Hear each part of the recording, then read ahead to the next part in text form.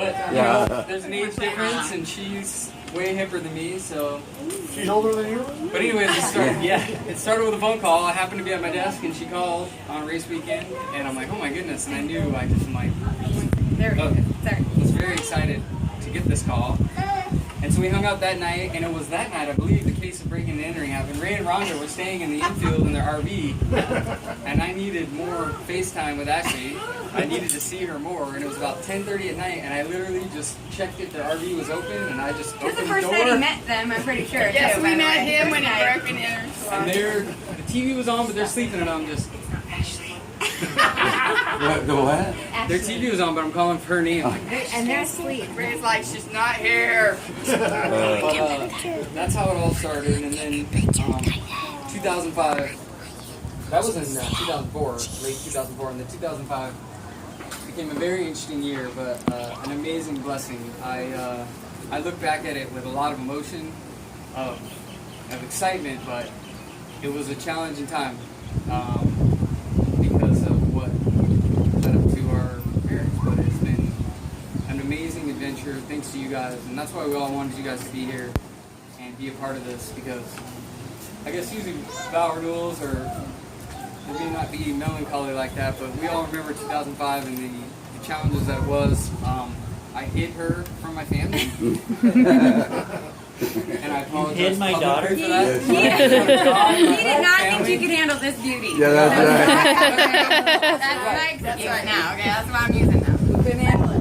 So, anyways, with that, 10 years later, this is 10 years in the making, but this has been a couple years in the making. Hawaii 2015. Yeah. We're going, and some couldn't make it because of circumstances, but we'll do Hawaii 2025. There you go. 2020, we will be back. But with that, we had some things we wanted to say to each other. And would you like to go? First off, I'm going to start off by telling everybody that I do not like talking in front of children. You got it. So if I pass out or stumble over my words, that is why. Our wedding, I was telling him earlier that we said our vows to each other. Someone told me what to say. That was fine. Oh, yeah. Repeat after me. Repeat after me. I wish somebody could do that now. But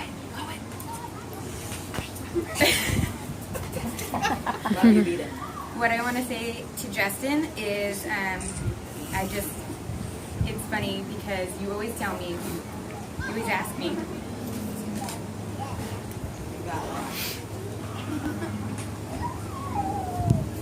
You always say, why do you love me?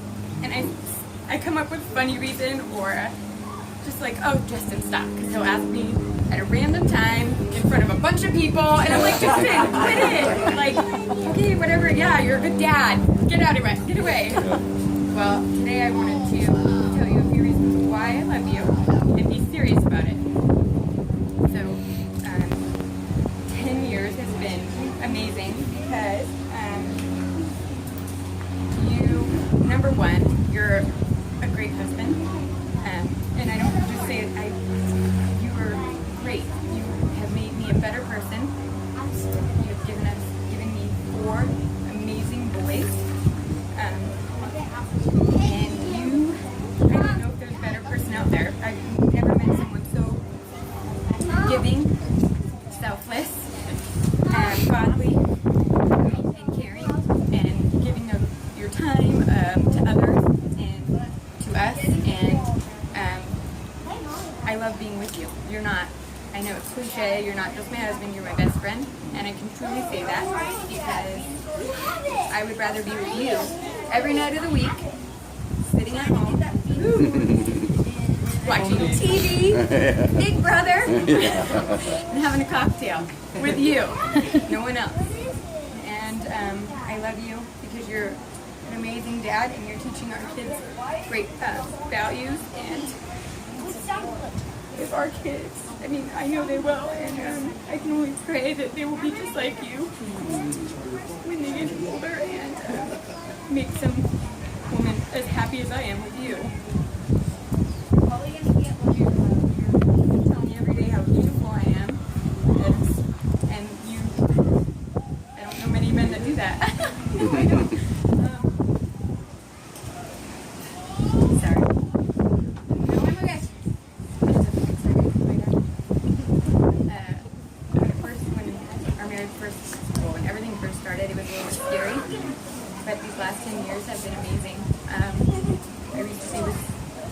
talking with some of my friends, my girlfriends. We all talked about our husbands and how it started, and we all talked about ours and theirs, and then we talked about being married, and they talked about struggles and hard times in their first year, their fifth year, whatever it was, how hard it was.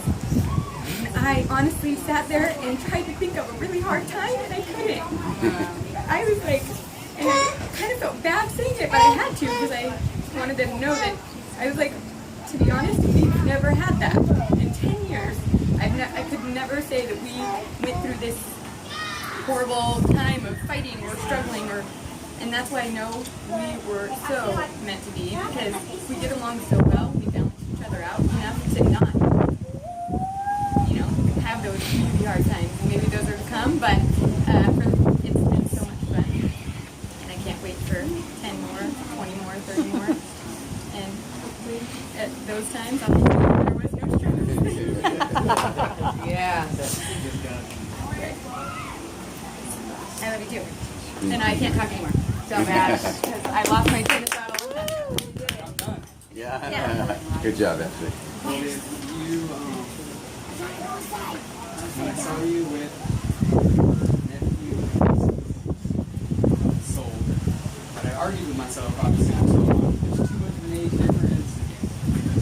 She's supposed to be this height and this, I don't know. I mean, I just came up with all these reasons, and thus the hiding of Ashley of 2004 and 5. But I guess deep down inside, I knew, because I just saw, I never dated or spent time with anyone, even someone else's girlfriend or who was just that way with kids, and I didn't know that was so important to me. Obviously it's important to most guys that say it, but that was the beginning of it. And I'm glad you touched on at the beginning, it was a lot of confusion and difficulties, because at the very beginning even of engagement and even of our wedding, right before Luke was born, I thought, everything's been a whirlwind. I hope, God, this is what you want. But I would sit on my commute, I would think, if I could go back, would I go do all this again? And it was so hard. And part of me was like, well, no, I would just, Ashley and I, we could be friends, and And then as the years went by, and even to this day, my daydream as I drive is like, if I could go back, could I convince this 20-year-old? That's right. Because if it all went away, there was no point. So it would have to be, if it all went away, I have to go start it over with you, no one else. And I'm just so glad, because it had its challenges. Also, I've come up with a new name for you that I don't think I've ever called you, but it's called Handpicked. Because when I tell people our testimony, and it is a testimony of our story. I call it a Lifetime movie. Yeah. I end up explaining a bit of the situation. Depends how much time they have, but I tell them the situation like Atlas, explaining to him everything that we've gone through, and I say in the end, I could not have handpicked a better person. I mean, God gets the glory. Yeah. There wasn't anything you or I did, except for immediately putting him at the center of things. And we have so much more growing to do. I know we're not done. We have to. If we're going to have peaceful decades like we've had, where we have little tips and recover from them. Like the next last night. And then wake up and say sorry. Yeah, I'm sorry. And we truly, that's the nice thing, that we truly can just do that. Yes, absolutely. Is you put God at the center, and he brought you to me, there's no doubt. All I did was kind of just hang out in the maintenance department for longer than I could.